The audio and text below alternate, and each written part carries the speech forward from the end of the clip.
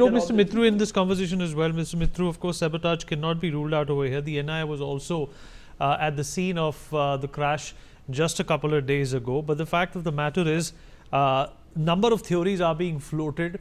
There is a pilot error also being spoken about, that instead of retracting the undercarriage, he pulled the flaps down, and that is why something like this happened. This is all conjecture at this point in time, sir. This is all surmise.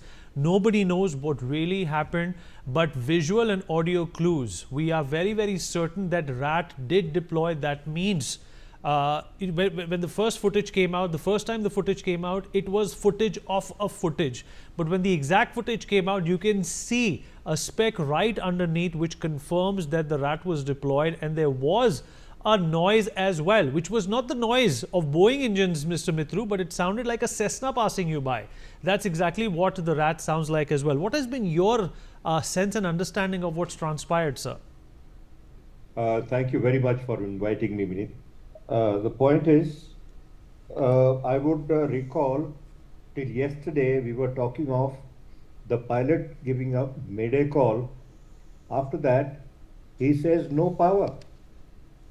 Now, till yesterday, we were thinking whether it is the power of the engine or the electrical power. But here today, the RAT theory has also come out true, evident from the initial video and not the further recordings of that. In that, when the RAT has been deployed, it is an automatic process.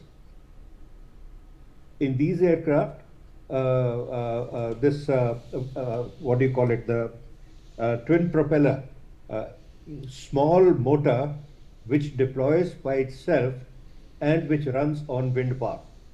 It does not need any other power. It runs on wind power and operates a small generator to generate the power.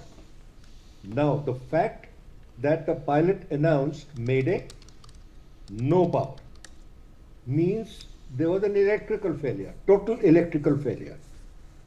It is also seen that in the cockpit, in the aircraft, the lights flickered.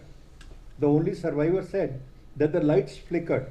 For a moment there was a bang and the lights flickered, fuselage in the aircraft.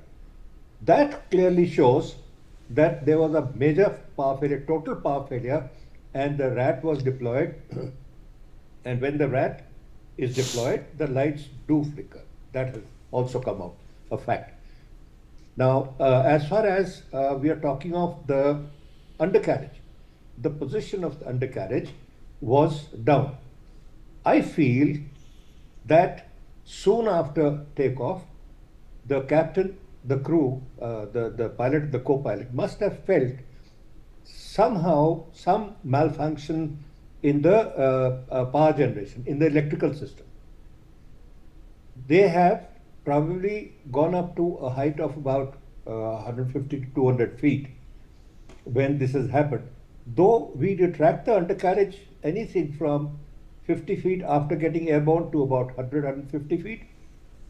The reason for not retracting the undercarriage is that they must have felt there's something wrong. Let us not retract the undercarriage because it might be helpful in a crash landing. In a crash landing, as far as possible, the normal procedure is to have the undercarriage down so that the undercarriage takes the initial impact of the crash when you touch down on the ground, wherever. Now, the undercarriage was not retracted probably because the captain thought that we will have to crash land ahead.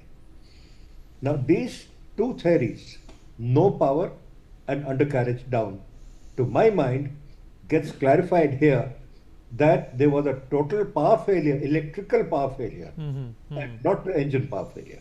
The electrical power failure ultimately led to engine failure. That is probably the sequence of events, and the undercarriage was left anticipating a crash landing ahead. Okay, fair enough. Let me bring in Mr. Panesar into this conversation as well. Sir, if there was an engine failure, are there